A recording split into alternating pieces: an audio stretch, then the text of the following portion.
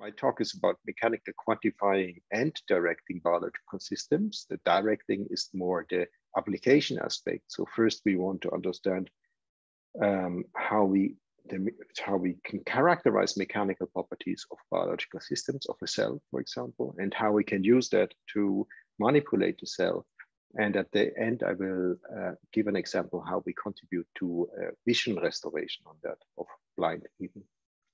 So for those coming outside, and well, that's fundamental, that cells are fundamental unit of life. And no matter where we come from, if you look in a light microscope, cells look like this transparent, wobbly things. They have a diameter, human cells, they have a diameter between 10 and 20 micrometer. And if you look, this is a computer animation of an epithelial cell. It's a skin cell, for example. And here you see what is inside of the cell. You look a little bit deeper into structures of the cell, and still this animation doesn't give the full truth, because it gives only 20% of everything which is in the cell, because the cell is a densely packed sack of machineries, proteins. These are proteins are the worker of the cell. And so there's almost only 20 to 30% space in the cell, and everything else is full of proteins of highly specialized workers. We come to these proteins in a second, but I often compare the biological cells to a biological cell to a megacity, because in such a cell you have 100 million workers working at the same time.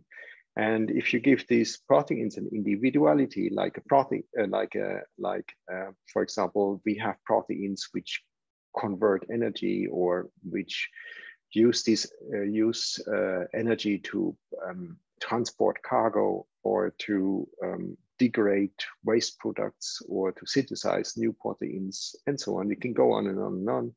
That's very similar to how a megacity functions. Is similar to a megacity. A biological cell has power plants. It has factories to produce all kinds of different materials, and we have hospitals to repair or to cure proteins which do not function properly anymore. We have highways for transport, communication systems. Communication is very important in the cell and between cells. For example, if you don't have communication, that's is the cause of cancer.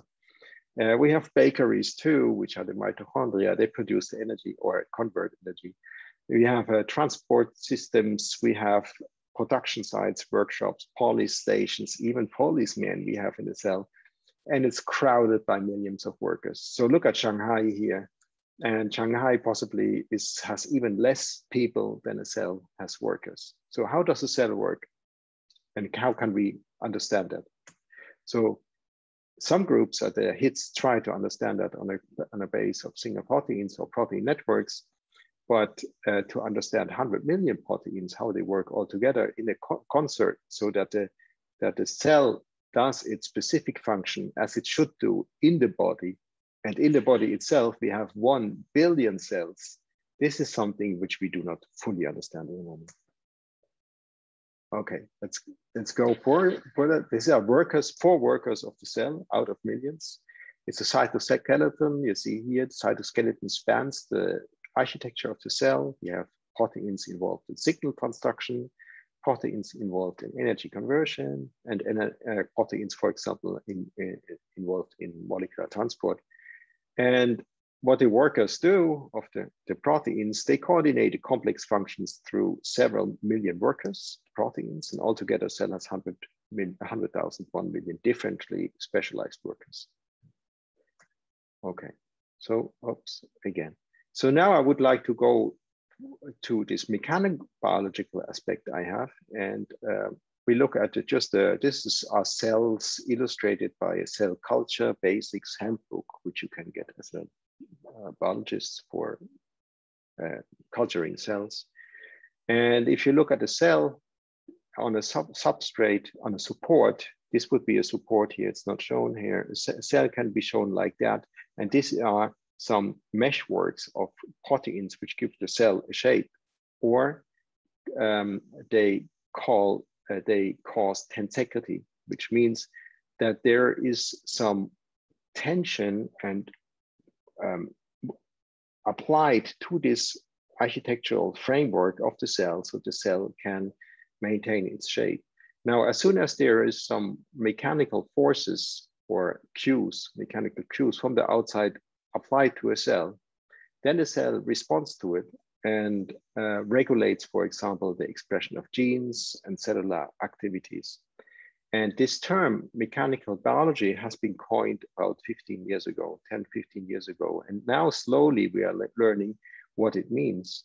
It means that first what it is, it emerges at the crossroads of medicine, biology, biophysics, engineering, and describes as the response of proteins, cells, tissues, and organs to mechanical cues, how they contribute to the development, differentiation, pathology, and disease, which means, for example, if you are, I'm a heavy yogi, so there's almost no day without a yoga, 1-2 hours.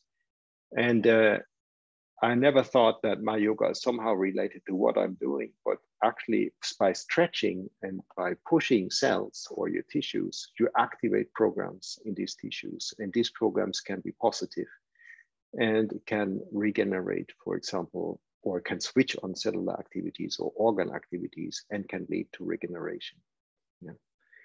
And it's not fully understand how this works. It can work, sometimes it doesn't work. And the grand challenge is to quantify how biological systems sense, transduce, respond, and apply mechanical signals. And that's I will bring 3 examples in my talk. And 3 examples are related to that. 3 fundamental questions in cell biology which remain to be answered to date. So it's how do cells control shape? And how do cells control size? And how can we control cells? Yeah.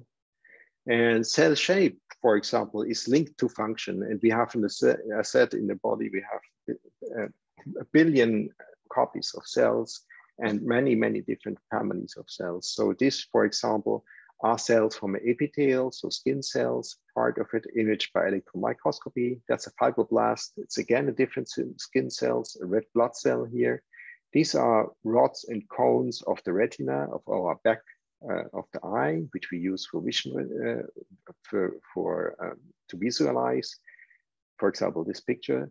And here, these are cells very nicely stacked, and they form the lenses of our eye, so that the light can or penetrate without diffraction. So each of these cells, these are only 5 examples of different cells. They need a distinct shape, and the shape is linked to function.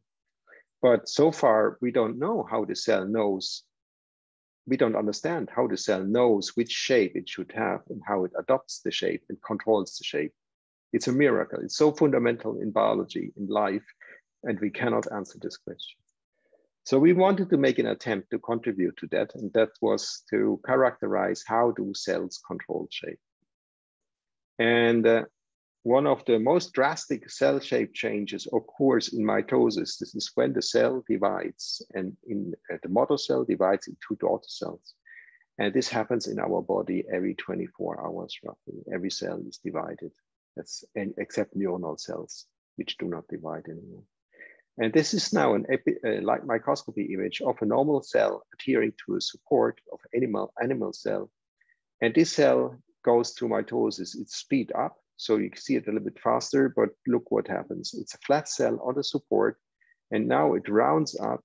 It rounds up to an almost perfect spherical shape, and it divides into two equal daughter cells. This is a cell here that by accidents, there's just another cell dividing too. Normally, these processes are not synchronized in the body. So what you have is that the cell from a very flat state rounds up into a sphere or in a sphere shape, and then it divides, and then it goes back into a flat cell. So, and these are drastic cell shape changes, and we wondered how this happens. And so what we did in our experiments is we used a microcantilever, which is illustrated here. It's about 100 micrometer long. And we place it above the cell in the prophase, which means the cell before it goes into the mitosis. And then we let the cell going into mitosis and pushing against the cantilever. This here illustrates a light microscopy objective, so you can observe it by light microscopy. And the cantilever is shown here in the frame. It comes from the left. And there's the cell here. In the green, you have the histones. There's the chromosomes of the cell labeled by fluorescence microscopy. And you see how the cell divides. You know, the cell is under the cantilever. It pushes against the cantilever and it divides. We did these experiments again and again and again, and this is some representative curves. And what you see here is again what I showed you, that the cell rounds up in mitosis. And this are light microscopy images. And green is the histones, the chromosomes of the cell. And that's here, the cell at -2 minutes starts here. And then the nuclear envelope break down. The cell goes into pro-metaphase, metaphase, anaphase, and then it divides.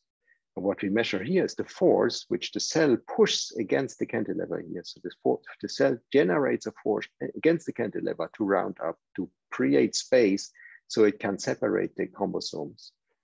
And from the force, you can calculate a pressure, which is nothing else than the contact area, force over contact area. So that was a big surprise first. How can a cell which rounds up for mitosis, we measured that it generates a force, but it was not known how this force could be generated. This is the cell imaged by confocal microscopy. In red, you have the actomyosin cortex, and in green, you have the chromosomes. And what normally this actomyosin cortex can only apply a contractile force, so it can only contract the cell.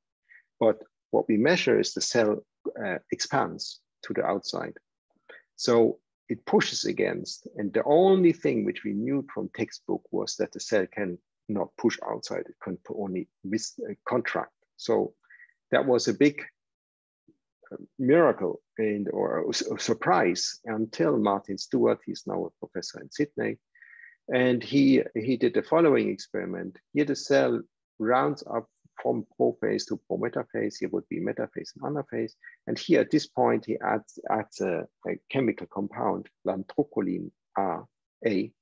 And this lantrocolin A distorts the actomyosin cortex. And you see here in the zoom in, as soon as he adds it, the force goes down, it's built up again, it goes down. It's somehow an oscillating force. And now you see here the force, and it goes down, and in the light microscope, you see that the cell makes a bleb, forms a bleb. This bleb becomes bigger, and then the bleb goes in, and the force is restored. So it's like a broken soccer ball. If the mantle of the soccer ball is broken, then the tube comes out if you put pressure under the tube. So the question was, is the cell generating pressure, a hydrostatic pressure? So from the inside to the outside to blow up, and if the actomyosin cortex is broken by the drug, then the membrane blebs out. And as soon as the actomyosin cortex is restored, the membrane comes in. And so this was then done. Another experiment is that you perforate the cell with toxins, with alpha toxin. If this model is correct, that you have the pressure pushing the cell outside and the actomyosin going inside, contracting the cell, that if you remove the pressure by adding toxins which perforate the cell membrane, which makes hole in the cell membrane, then the pressure should disappear. And this is again the force. It would go here up to the prometaphase, metaphase, and now we add toxin, and you see how the force goes down to 0. And that's here the video. Here the cell is, alpha toxin is added, and now the cell shrinks. Right? So the cell cannot make the pressure anymore if you make the perforate the membrane. And there's only the actomyosin contraction which pulls the cell together. Okay. So that was that could be many more experiments. We could show that the cells now in animal cells and in every cell in our body which divides round up in a spherical shape, and it generates a pressure, osmotic pressure, and this osmotic pressure is counterbalanced by the actomyosin contraction of the cell. And that's nothing else than this tensegrity model, which we had before. That tensegrity means here's this tension generated by the actomyosin cortex and balanced by a pressure. So we come back to mechanobiology. and to explain this fundamental process, how cells shape changes for division. Now, what we did next is we did a mechanical phenotyping. We had first the phenomena observed of the cell rounding, and we wanted to see which gene or which protein is involved. And we did something absolutely crazy. You would possibly not do it again. We sensed single mitotic cells, as shown here, and genetically suppressed one gene after the other to quantify the contribution of the gene to the mechanical phenotype. So, and that is one, we screened more than 1,000 genes. That means the experiment were repeated many, many thousand times, because every gene had to repeat it several times for reproducibility. And here are the gene abbreviations. And if the gene made a phenotype, which means it changed something, it's red, and or another green phenotype is green, for example, here, or this one is for Parkinson. The Parkinson gene, for example, was observed to cause a phenotype if the cell has a gene defect like causing in Parkinson, it cannot generate the pressure anymore, and many else genes. So some of genes were completely novel, so we didn't know that proteins play a role in mitosis, and other ones were disease-associated genes. So we had a mechanism found, and we had the genes, we had the phenomena, and we now found the genes, how they work. Before I go too much into these details, all the more than 1,000 genes, I just show you what was observed, that this is such a regulation pathway. It only shows the signaling, not really the feedback loops, which would be a matter to be simulated, for example, by theoretical experiments. So there's a master gene, this master gene switches on another master gene, and this switches on 2 or 3 genes, and then they regulate the actin and the motor protein and the pressure regulation of the cell. And this is how the cell regulates via these genes. They all have distinct functions. They regulate the pressure and the building up of the shape. But you can use that also to control how cells divide. And we observed that by the following experiment that was done by Cédric Cartin. He's now at Hoffmann La Roche, and he did the following: that he left the cell only a distinct space to round up, and he didn't allow the cell to take more space. And what he observed, as you see here, is that the cell here under the cantilever, which is flattened because the cantilever pushed it back, now tries to get all the chromosomes here in red. And in green, you have the microtubuli. Again, we see it. Here the cell starts. It tries to catch all chromosomes. And as soon as all chromosomes are catched and form here the spindle plate, then the cell goes into mitosis and divides. Before it cannot catch all the chromosomes, it doesn't do anything. So we found something new. And this means that if we have now, for example, here is a pressure given by the cantilever 5 nanonewton, 50, 100, 150, 200 nanonewton. And you see how the time the cell needs to divide goes from normal 45 minutes to about more than the double. It's about between 90 and 100 minutes to divide. So the more you constrain a cell and leave it less space, the more it needs to get the chromosome divide. And if you have too high force, then what happens? That the cell stops mitosis. It cannot go through mitosis again. But if you free the cell, it frees through. And there are some groups now from Mike Sheets he was in New York, and now I think he moved from New York to Singapore to Kansas or Texas. And he's now developing a method he observed that if you apply to cancer cells such a pressure, they cannot withstand forces as well as good as healthy cell. So from the outside now, they apply ultrasonic waves, as mechanical waves, to a tumor, and they observe that this tumor now degrades very quickly in pressure, in mechanical pressure, because it cannot divide anymore. So this is possibly, they're just building a company on that, on some tumor treatments. Let's see what happens. The next one is how do cells control size. Frauke, how many minutes do I still have? Well, we have time, I think. Well, I don't have the schedule in front of me, but you only started some 50 minutes, so you have still a good amount of time for sure. Okay, good, because I forgot to record the time. I just have the time when we started. Yeah, you talk for some 20 minutes, and if we're kind okay, of good. I guess. So next question is now we have the cells, how do cells control shape? And now we ask how do cells control size? Because in our body, we have cells of very different sizes and we don't know how a cell measures the size, right? And so for example, pancreatic cells, they're much smaller than hepatocytes or keratinocytes or fibroblasts and adipocytes. Yeah, these are fat cells, for example. These are the largest possibly in the body. But how does each cell knows which is the correct size? And how can we measure that actually? And how does a cell measure that? And the first thing what we thought is we have to measure the cell size more accurately than we do normally by light microscopy. We wanted to measure the cell by mass, by detecting the mass. And it's very important to detect the mass because it's or the volume of the cell, because it's important for the metabolism, gene expression, cell migration, proliferation, cell death even.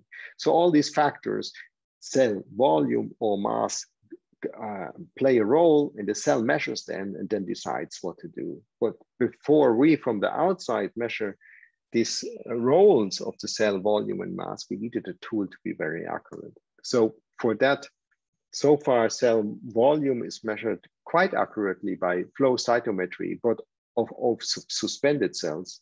And most of our cells in the body, which means more than 90% of the cells, of the animal cells of the body, are adherent cells. So they stick to something and are not suspended. And this is a bulk measurements, which means it's very accurate by measuring single cells and then building the average volume of the single cells. There was another method established a few years ago by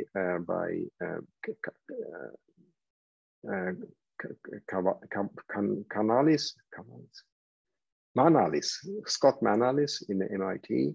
And they had a microcantilever here that swings in the vacuum, and they have a fluid, and the cell passes. When the cell passes here, the end of the cantilever, it measures the resonance frequency of the cantilever, and then it receives the buoyant mass. And the buoyant mass is nothing else than the dry mass of the cell. That means the cell mass without volume, without water. But it cannot see again adherent cells, and it cannot monitor a single cell over time. So what we thought is we do it different.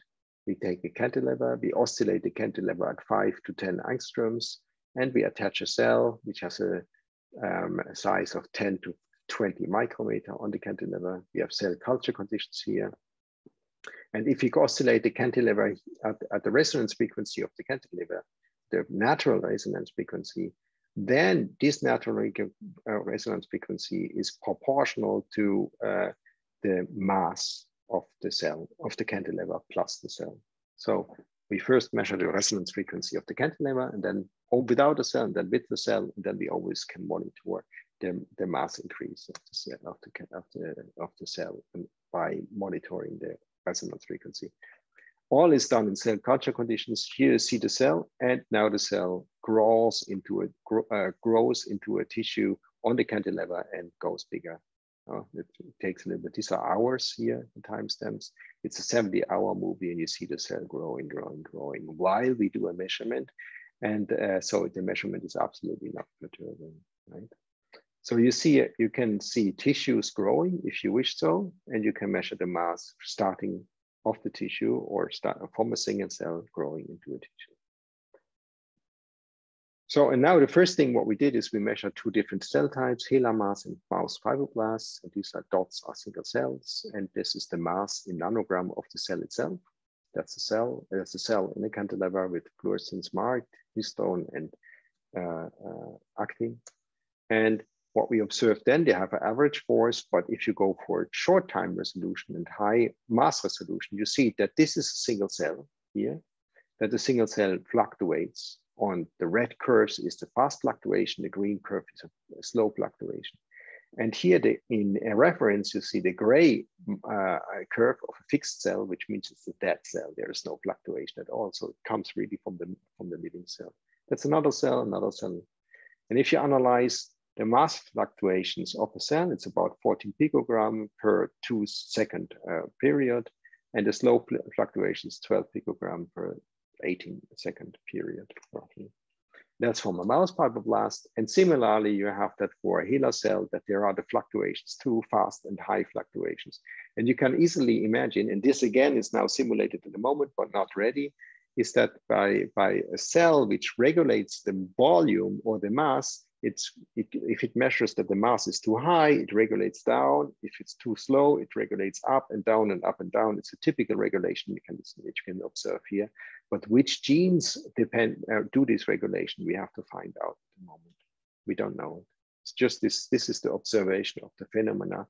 What we could do is to show that this regulation depends on energy production of the cell and of water transport in and out of the cell by aquaporins.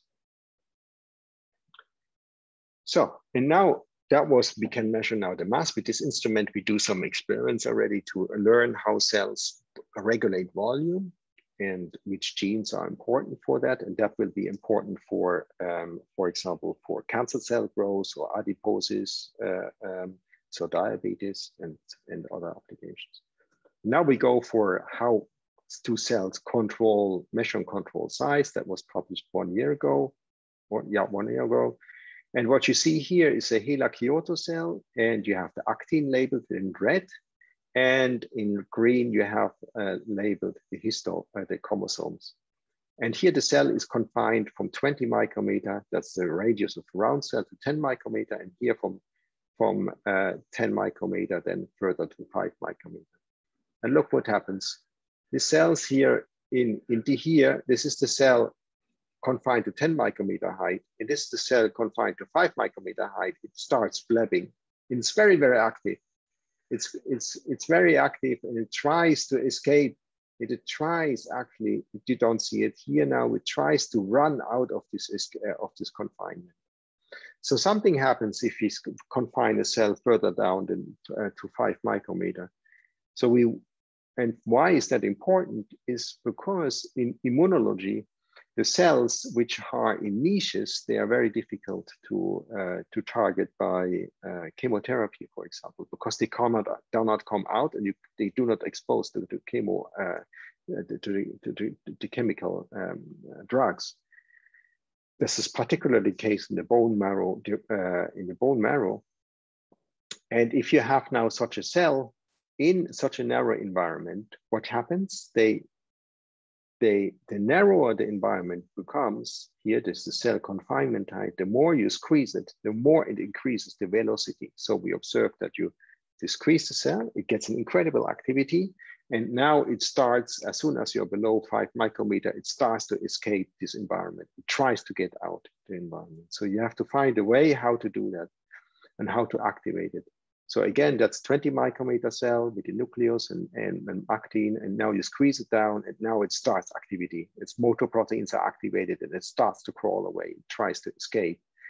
So what happens if you squeeze a cell below 5 micrometer, that you squeeze the nuclear membrane, you activate CPLA2, that's an enzyme. This enzyme then activates cortical actomyosin contractility, so the actomyosin cortex. The motor proteins are activated, and the cell tries to escape narrow environments. And as soon as they escape, chemoattractants can be exposed to the cell, and then you can for example, get it out of the hidden get it out of where they are hidden, and then you expose them and to drugs, for example. And now the next one will be an application. So these two examples were more fundamental, and we observed new mechanisms. So as soon as you have a new mechanism, which is possibly disease related, you can find ways to correct it. And that's a system, that's a project, Vision Restoration, which is targeted molecular systems engineering in Basel. And we do that together with a fantastic group. This is Boton Droska from the Institute for Ophthalmology in Basel. So we target retinitis pigmentosa, which refers to a diverse group of progressive hereditary diseases of the retina that leads to incurable blindness and affects 2 million people worldwide. Normally, a child is detected, you're detected for retinitis pigmentosa in childhood at between 6 and 10 years, and then the eye, progressively the eye division is lost. So what happens? You have the normal eye here. In retinitis pigmentosa, you have some specules here in the retina on the back. And these speckles then lead to degeneration of the cones of the rods, which are the visual, which contain the visual pigments and which we use for vision. So these are the rods on the cords. They are connected to neuronal cells, and this is then to the nerve, the optical nerve, which directly goes to the brain for vision, to restore the vision. In retinitis pigmentosa, these cones and rods are completely degenerated, so you have only residual neurons. So now Boton Droska has constructed artificial photoreceptors by gene delivery of light-activated channels or pumps in the remaining circuit of the photosensitivity in animals. And that's restoring vision. There's a nice review from Boton. And how this works is the following. You have you use optogenetic tools. That's a light-sensitive protein. This light-sensitive protein can opens in response to light. And you bring that into a neuron, for example, into the neuron of the eye, to bring it genetically into the neuron. As soon as the neuron sees light, then these channels here open, and then you will get an electric impulse. And this electric impulse is then used by the brain to recognize or for vision reception. You can also stop the impulse by taking other light sensitive proteins, but that's not done for vision restoration. So how this vision restoration is done, you engineer light sensitive channels and pumps to make them very light sensitive. You encode them in viruses, which is basically adeno-associated viruses, AAV viruses. You inject the viruses into the eye, and then you make these residual neurons light sensitive again. And this works for monochromatic vision. So first on mice it worked, then in dogs, then in primates, and now finally it worked on humans, just published this year by Boton Droska in Nature Medicine, that in blind patients they could restore vision. So these people were really blind, they could not see anything anymore, and then by gene therapy they could restore partial vision, which is monochromatic vision. Now, what we want to do is we want not monochromatic vision. We want to teach every neuron here to see a different color. Yeah, our goal is to restore color vision. So every neuron sees a different color, as it's normally also the case in the retina, because in the retina we can see the rods and cones. The rods can see different colors.